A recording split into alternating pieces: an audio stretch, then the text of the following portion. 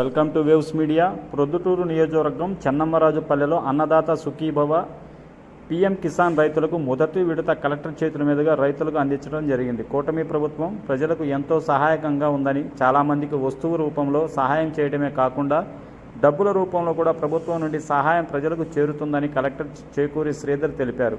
అంతేకాకుండా విత్తనాలు, ఎరువులు, కరెంటు, డ్రిప్ ఇరిగేషన్ ఎక్విప్మెంట్స్, పెద్ద సామాగ్రి సబ్సిడీ రూపంలో కేంద్రం మరియు కూటమి ప్రభుత్వం కలిసి రైతులకు ఎంతో సహాయకరంగా కూటమి ప్రభుత్వం ఈ పథకాలన్నింటినీ అమలు చేయడం జరిగింది.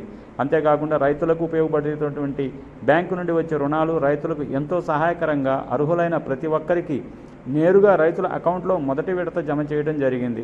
అర్హత కలిగిన వారి వెంటనే రైతు భరోసా కేంద్రంలో కానీ, అగ్రికల్చర్ ఆఫీసులో కానీ వెంటనే తెలియచేయాలని, వాటిని పరిశీలించి అర్హులైన వారి అకౌంట్లో జమ చేయడం జరుగుతుందని కలెక్టర్ ఈ కార్యక్రమంలో తెలిపారు. ఈ కార్యక్రమానికి ఎమ్మెల్యే నంద్యాల వరదరాజురెడ్డి, ఏడీ అనిత వ్యవసాయ అధికారి తదితరులు పాల్గొన్నారు. ఈరోజు చాలా ముఖ్యమైనటువంటి రోజు. రైతుకి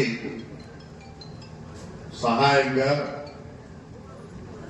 పెట్టుబడిలో భాగంగా ప్రభుత్వం ప్రతి రైతుకి, అంటే 10 సెంట్లు పైన ఉన్నటువంటి ప్రతి రైతు కుటుంబానికి కూడా ఈరోజు ప్రభుత్వం తరఫున 20,000 రూపాయలు శాంక్షన్ చేయడమే కాకుండా మొదటి విడత డబ్బుని ఈరోజు గౌరవ ముఖ్యమంత్రి గారు అలాగే ప్రధానమంత్రి గారి చేతుల మీదుగా మీ అకౌంట్లో జమ చేయడం జరుగుతూ ఉంది.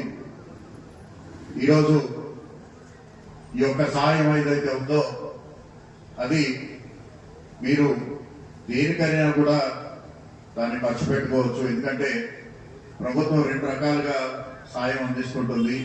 కొన్ని వస్తు రూపాయన ఇస్తుంటుంది, ఇది నగదు రూపాయన ఇచ్చే సాయం. వస్తు రూపాయన ఇచ్చేది మీరు చూస్తుంటారు. మీకు విత్తనాలు కానివ్వండి, ఎరువులు కానివ్వండి, లేకపోతే యంత్ర సామాగ్రి కానివ్వండి, లేకపోయినట్టయితే డ్రిప్ ఇరిగేషన్ ఎక్విప్మెంట్ కానివ్వండి, కరెంట్ కానివ్వండి, ఇవన్నీ కూడా వస్తు రూపాయన ఇచ్చినటువంటి సబ్సిడీలు.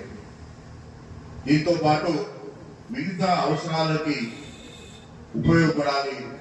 ఎందుకంటే ఈ వస్తువులకే కాదు, మీరు దేనికైనా ఖర్చు పెట్టుకోవచ్చు అనేటువంటి ఉద్దేశంతో ప్రభుత్వం ఈ యొక్క పథకాన్ని తీసుకురావడం జరిగింది.